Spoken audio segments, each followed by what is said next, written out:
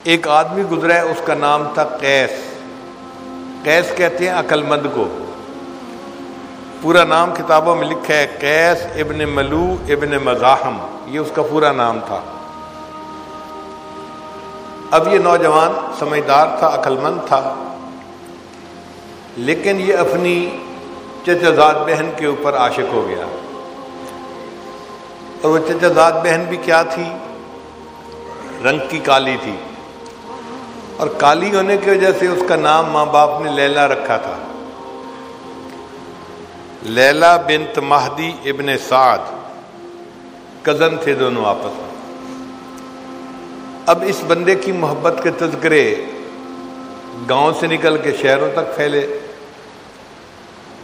تو ایک مرتبہ باپ نے کہا کہ قیس، تیری بدنامی کی وجہ سے مجھے بہت ذلت اٹھانی پڑتی ہے، تو کیا ایک لڑکی کے پیچھے لگ گیا ہے اور تو نے خاندان کی عزت کو دھبا لگا دیا، چل میرے ساتھ حرم میں اور چل کے اس محبت سے توبہ کر۔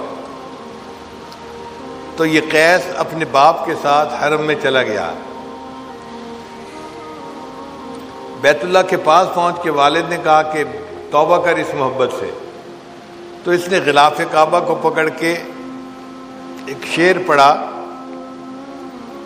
الہی تبت من کل المعاصی، الہی تبت من کل المعاصی ولکن حب لیلا لا اتوب، اے اللہ ہر گناہ سے میں توبہ کرتا ہوں، لیلا کی محبت سے توبہ نہیں کرتا۔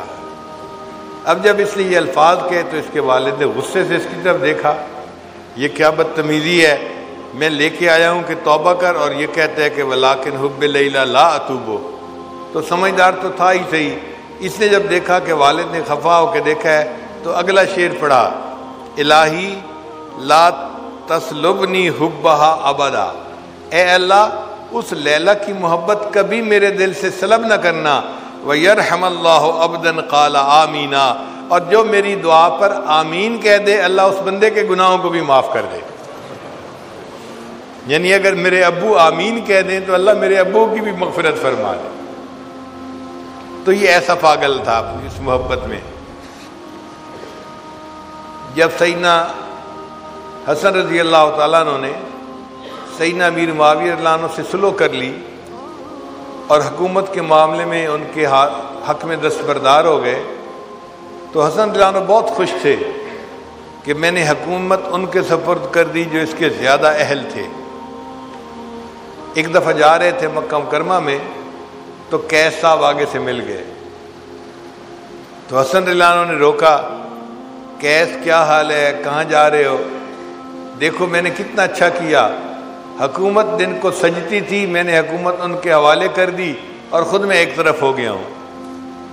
تو قیس خاموش کھڑا سن رہا ہے، تو حسن رضی اللہ عنہ نے فرمایا چپ کیوں کھڑا ہے، کوئی جواب نہیں دیتا؟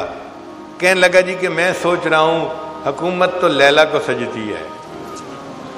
انہوں نے فرمایا انت مجنون، تو مجنون ہے۔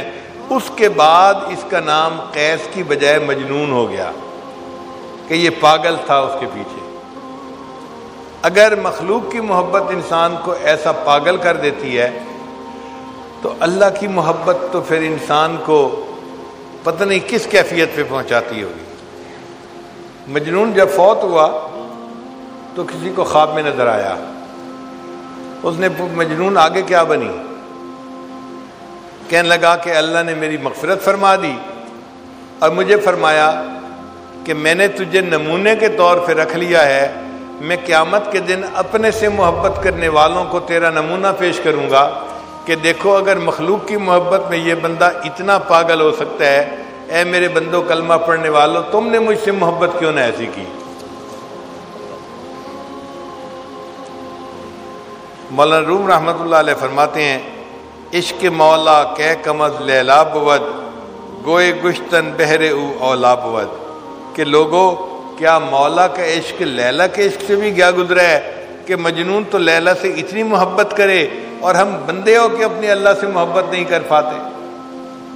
ایک حاکم میں وقت تھا، اس نے لیلا مجنون کی باتیں سنی تو اس کو خیال آیا کہ پتہ نہیں یہ لیلا کتنی حور پری ہوگی کہ مجنو اس کے پیچھے اتنا دیوانہ بنا ہے۔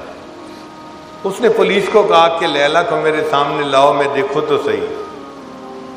اب جب لیلا آئی تو وہ تو ایک عام سی لڑکی تھی کالے رنگ کی، تو بادشاہ نے اسے کہا الدگر خوباں تو افزوں نیستی، اے لیلا دوسری خوبصورت عورتوں سے کوئی بڑھ کر تو حسین نہیں ہے، گفت خامش چوں تو مجنو نیستی۔